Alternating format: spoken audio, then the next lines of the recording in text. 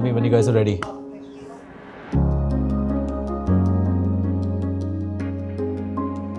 Welcome to another episode of Driving Transformation, Delivering Returns. We are now going to talk about our second e-mobility company, Lithium Urban Technologies. From its origin in Bengaluru to becoming today one of the most recognized e-mobility brands in the country, where lithium has been transporting millions and millions of employees across its ecosystem over the last decade. Really, we are here to talk about lithium today with my colleague Rohit, who is MD at Eversource and responsible for this investment, and with our CEO of Lithium, Don. Hi. Welcome, gentlemen. Thank you.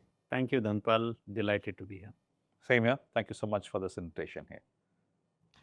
So, Rohit, I'm going to ask you a question and ask Don to then kind of take over from you.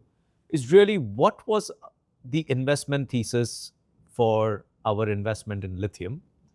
And Don, as you took over as the CEO of the business, what did you really inherit?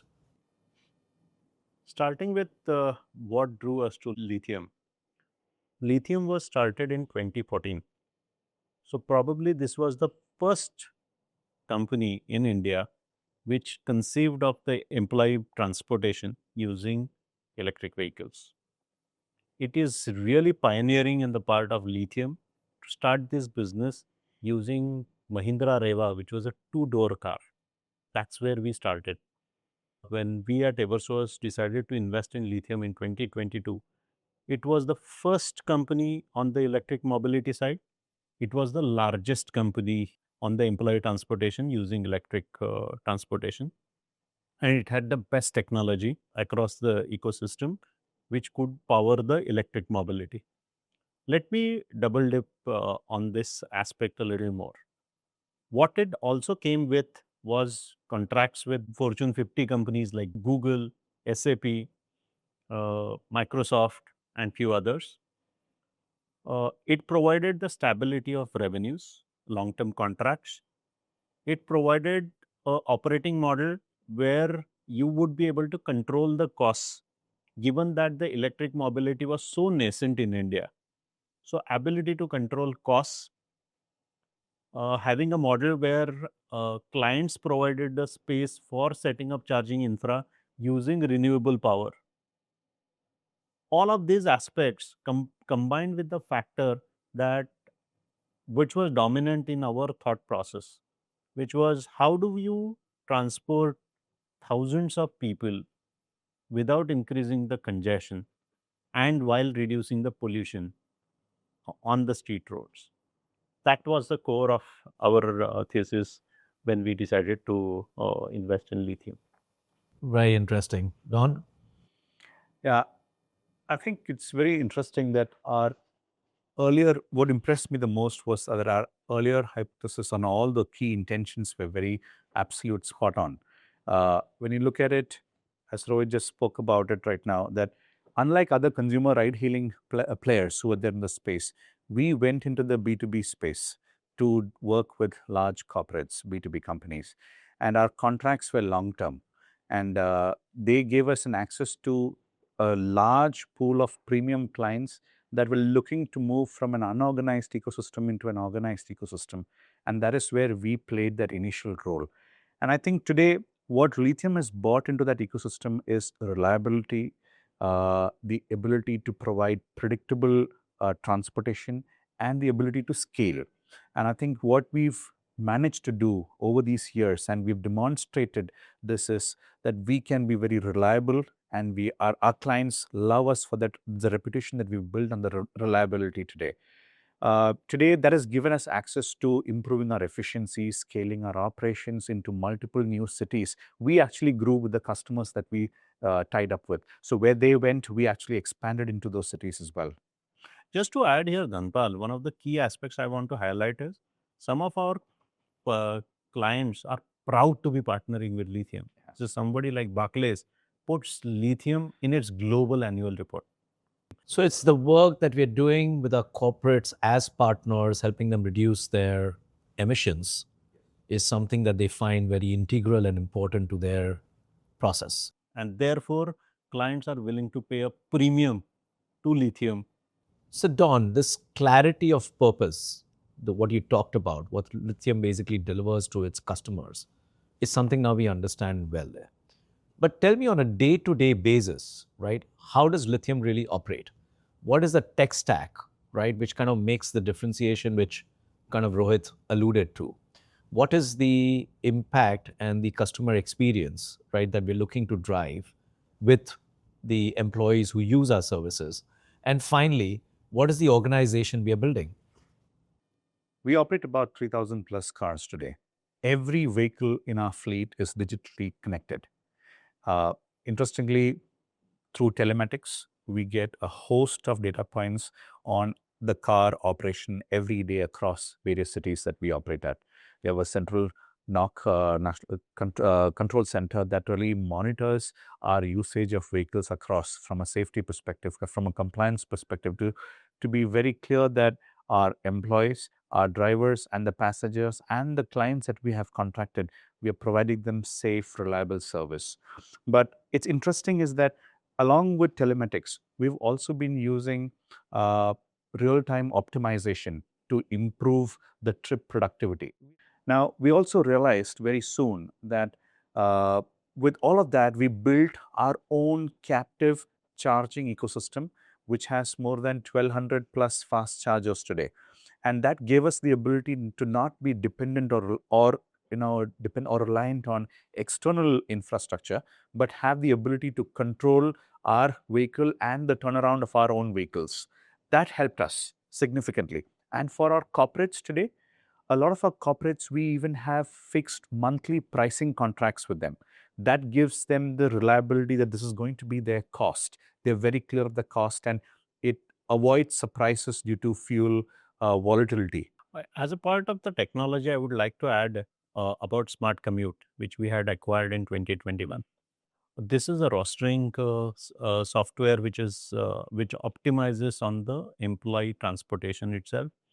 And Lithium is probably the only company which has a software which is optimized for electric vehicles, and effortlessly it is in a position to kind of provide rostering, providing the car, billing, the works, everything at one go. Just to add to what Rohit said, Smart Commute today is the only software that tracks charging cycles, that tracks the vehicle SOC, the state of charge of a vehicle. Now, why this is important is because based on this real-time data, we actually do route optimization based on that. Our trip allocation is based on that. So unlike the traditional ecosystem of SaaS softwares, where you're dependent on an ICE ecosystem and you're not so worried about the fuel reliability, in the electric ecosystem, we realized that was a very critical component to ensure a seamless, flawless service experience every trip, every time a trip was conducted. That's all integrated into the Smart Commute ecosystem, the technology platform that we have. So therefore, when we go and tell our customers that this platform solves, in addition to all your routing, optimization, allocation, everything, we are also EV ready with the kind of tech stack that we have. Interesting.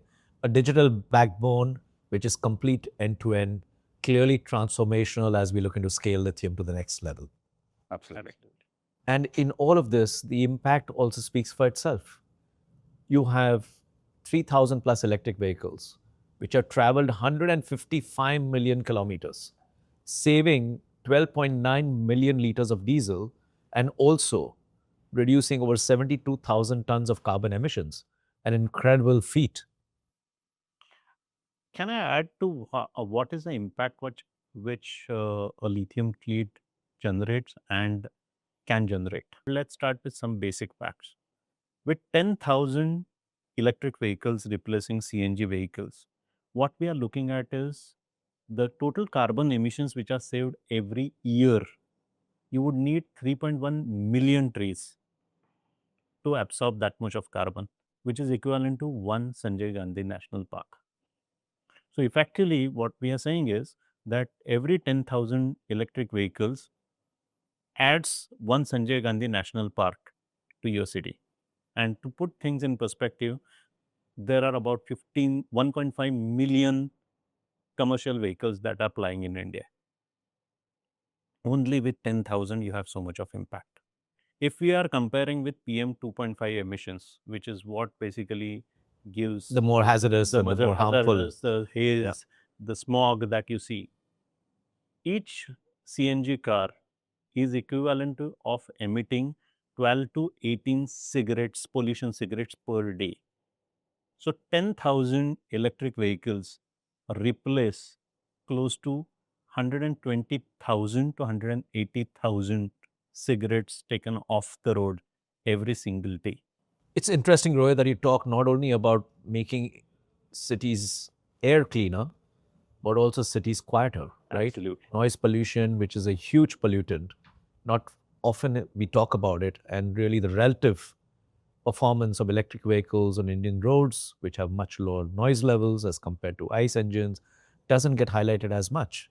Don, what do you say about this? Yeah, I mean, for me, the most important stakeholders in the entire ecosystem is the driver.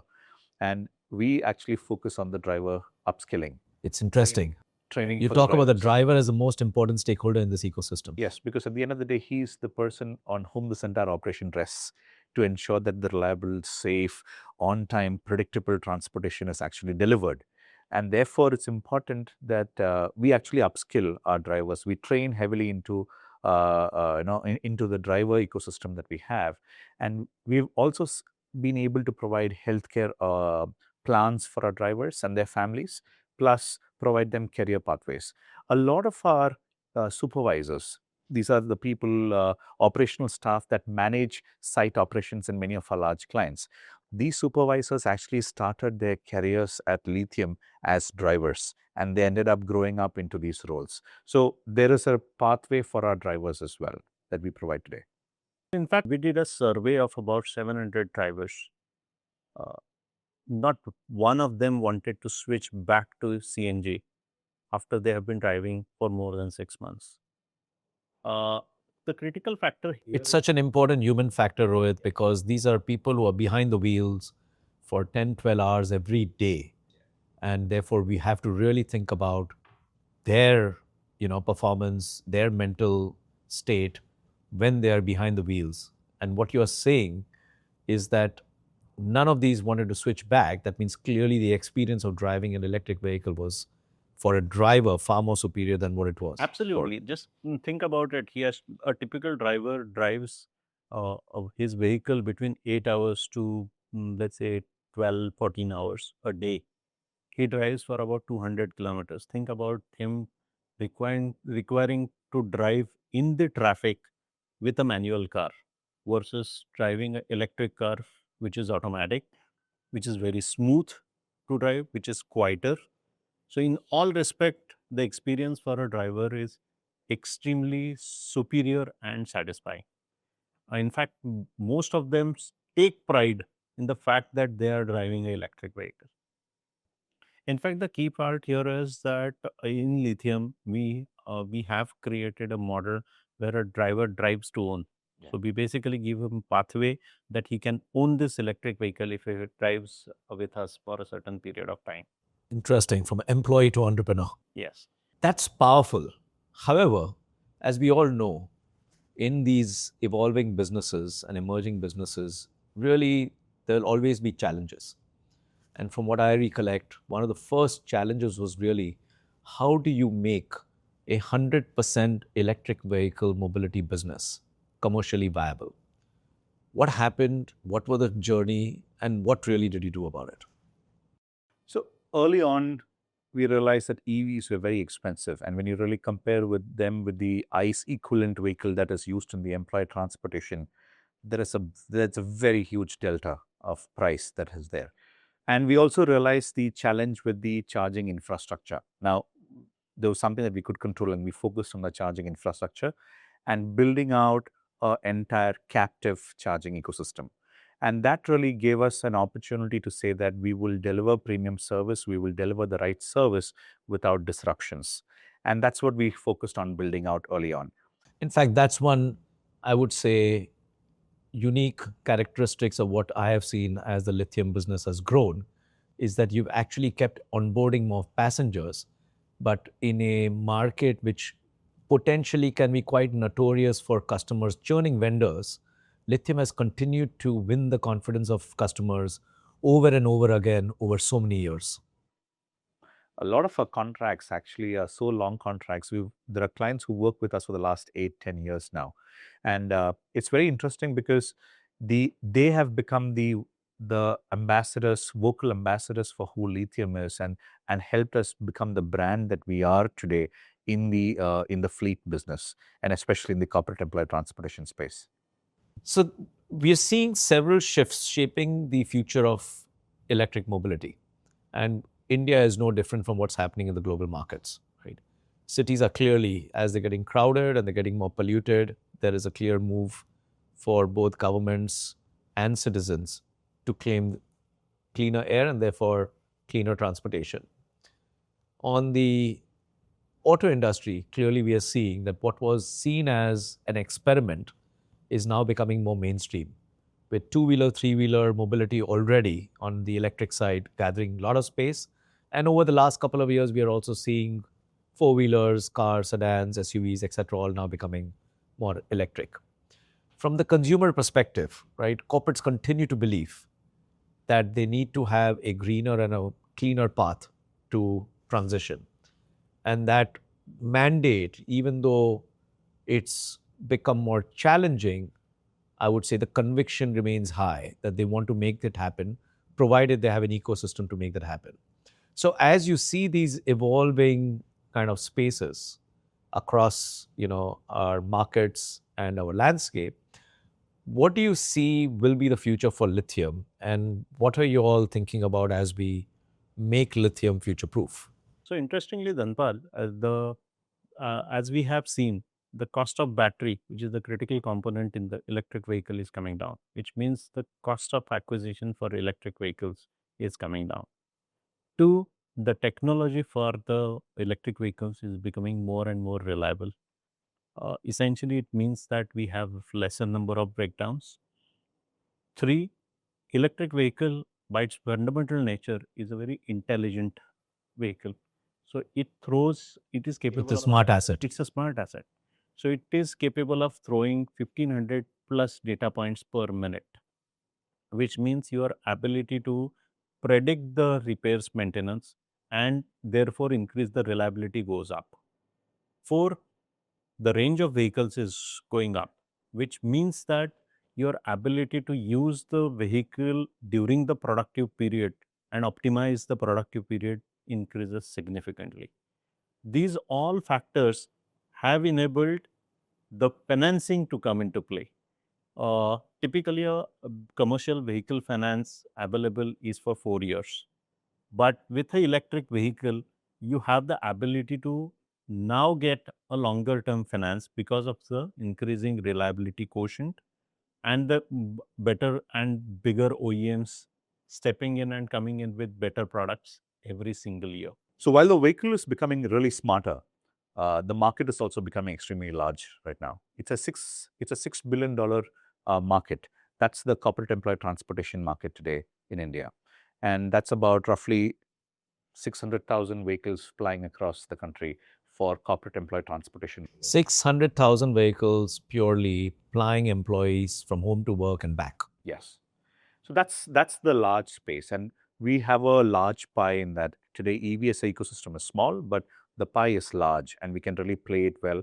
And for that, all the points that Rohit spoke about is making the product even more accessible, reliable, which means now the transportation is becoming more affordable. And that's really going to increase the TAM for the EV ecosystem to really grow leaps and bounds over the years.